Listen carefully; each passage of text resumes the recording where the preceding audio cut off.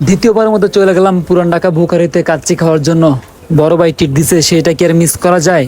তো hello guys, আসসালামু আলাইকুম। কি অবস্থা সবাই, কেমন আছেন? আশা করি সবাই ভালো আছেন। তো আপনাদের দোয়া ভালোবাসা আমরা অনেক অনেক ভালো আছি। তো দীর্ঘ অনেকদিন পর আপনাদের মাঝে নতুন একটি ব্লগ নিয়ে আসলাম গাইস। আশা করতেছি আপনাদের কাছে আজকের ব্লগটি খুবই ভালো লাগবে, কেননা আমাদের বড় ভাই 15 প্রো ম্যাক্স কিনছে, আর সেই উপলক্ষে আজকে ব্যাচেলার টিমকে ট্রিট দিছে।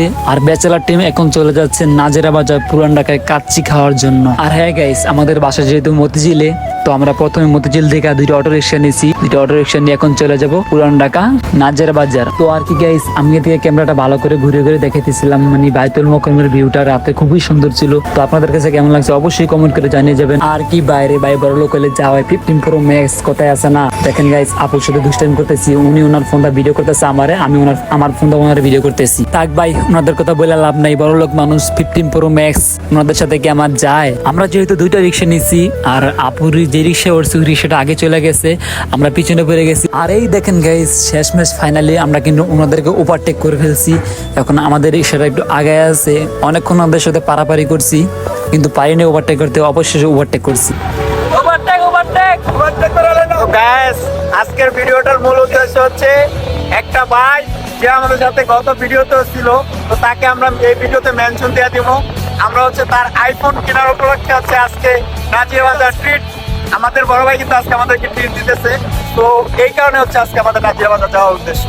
তো সবাই সম্পূর্ণ ভিডিওটা দেখবেন, আর আমরা নাজিরা বাজার গিয়ে কি কি করি এবং কি কি খাই আপনাদেরকে সম্পূর্ণ প্রসেসটা দেখিয়ে দেবো। তো সাথে থাকুন।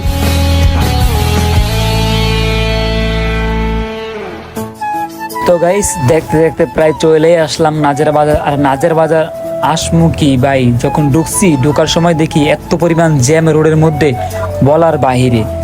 তো প্রায় বাজে 2টার মতো, এখনো রোডে এত পরিমাণ জ্যাম। তো হ্যালো, বোঝেন গাইস, কাচ্চির প্রতি মানুষের কি পরিমাণ আবেগ হলে এত রাত করে ছুটে আসে মানুষ। তো আমরাও কিন্তু অবশেষে বুখারিতে প্রবেশ করলাম। আর প্রবেশ করে টেবিলে আমরা যখন বসলাম, তখন আমাদেরকে একটা হাঁড়ি দিল গাইস। সেই ঐতিহাসিক জিনিস মনে করে দিল, একটা হাঁড়ি দিল, হাঁড়ির মধ্যে লেবু দিল, ওইটাতে আমরা হাত ধুলাম, ধোয়ার পরে আমাদেরকে খাবার দিল, কাচ্চি দিল। আর কাচ্চিটা কিন্তু খুবই অসাধারণ ছিল। যেহেতু গতবার আমরা আসছি এইখানে, সেম এই টেবিলে বসছি, এই জায়গায় বসছি, এই ওয়েটারে ছিল।